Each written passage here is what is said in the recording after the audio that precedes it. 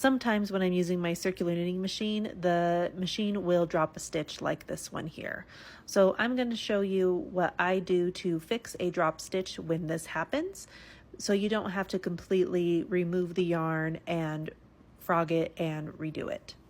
One thing you want to make sure is you don't want to pull it too much.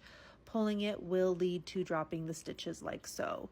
So you see that we have the loop, and then as that loop gets dropped more and more, you get the horizontal bars. So we'll call those the bars, and then we also have the loop.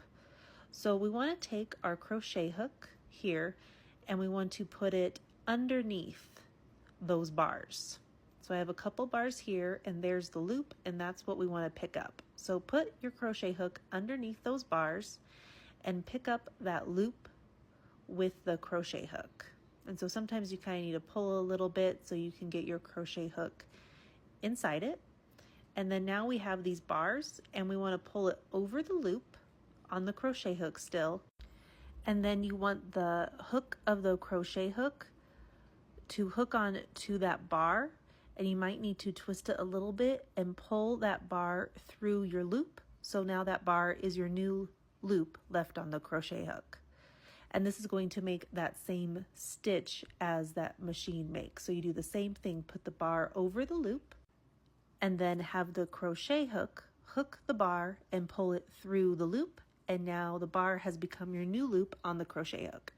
And you're going to repeat this as many times as necessary till you get back up to the top of your machine where the needles are. So again, last one, put the bar over and then pull the bar through the loop.